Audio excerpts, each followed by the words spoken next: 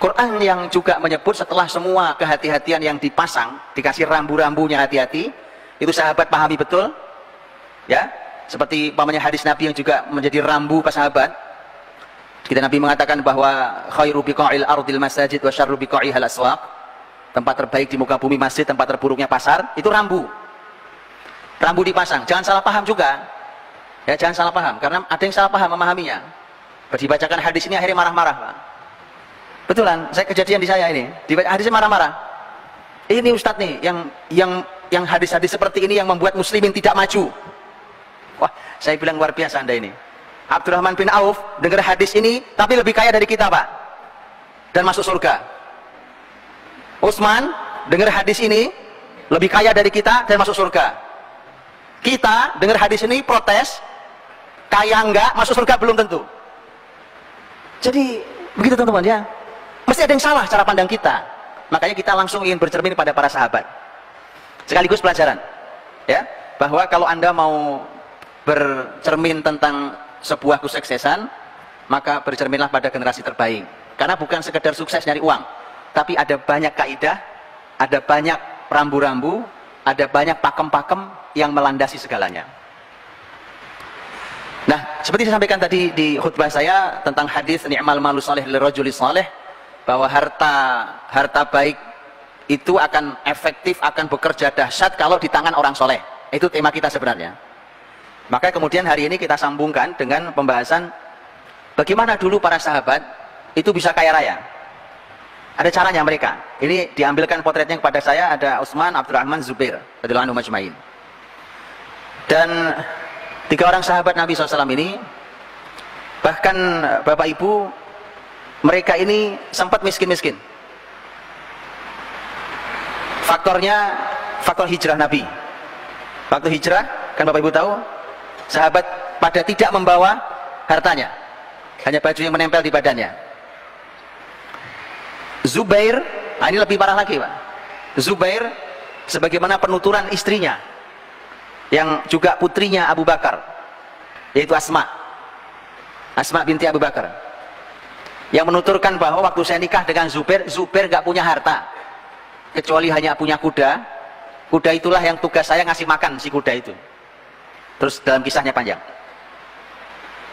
Jadi ini bayangkan hadirin, tahun 1 Hijriah itu, ini sahabat-sahabat ini yang akan kita bicarakan ini, perekonomiannya bukan cuma jatuh, tapi nol.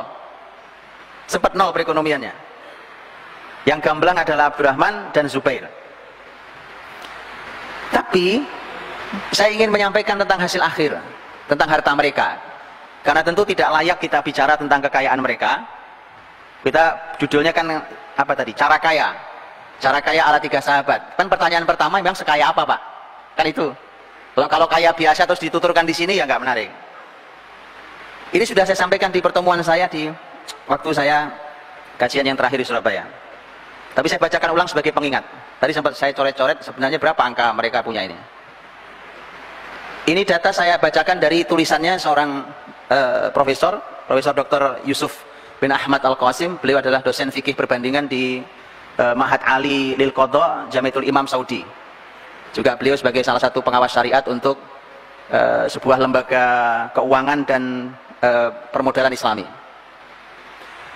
Beliau yang menceritakan tentang mendata diambil dari beberapa kalimat para ulama tentang berapa kira-kira harta mereka. Saya bicara 3 orang berarti. Untuk kita lihat.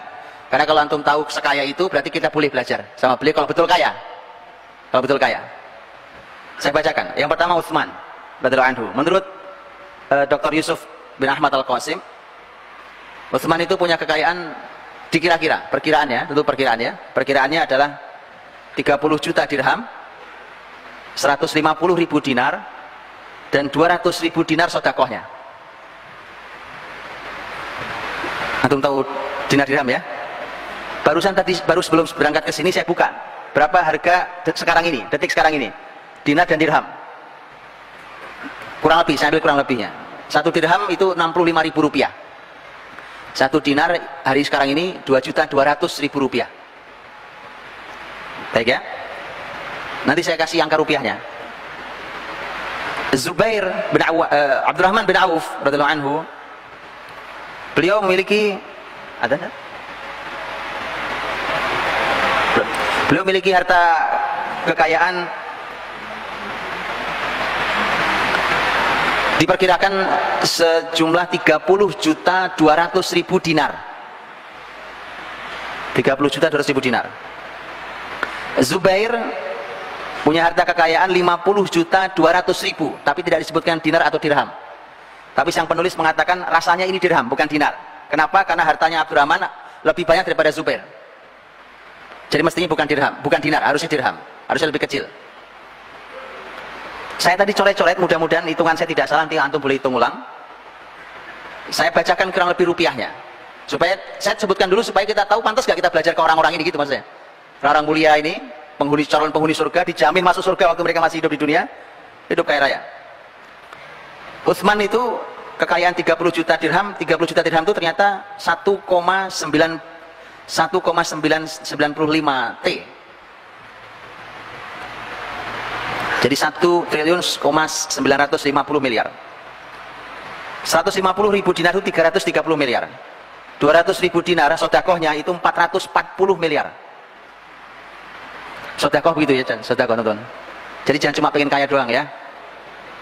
Nah ini sodakoh 440 miliar.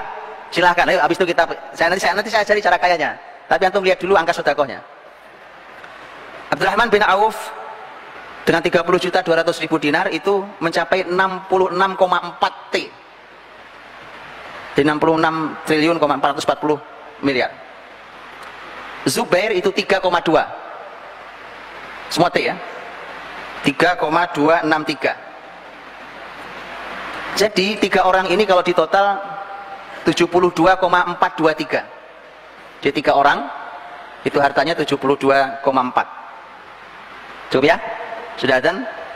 Mudah-mudahan tidak ganggu sholat antum. Yang khusus sholatnya sholat isya kita semoga Allah terima. Jadi 72,4 T. Kita akan bicara tentang bagaimana mereka masuk surga tapi duitnya juga banyak gitu. Wallahu a'lam bishawab.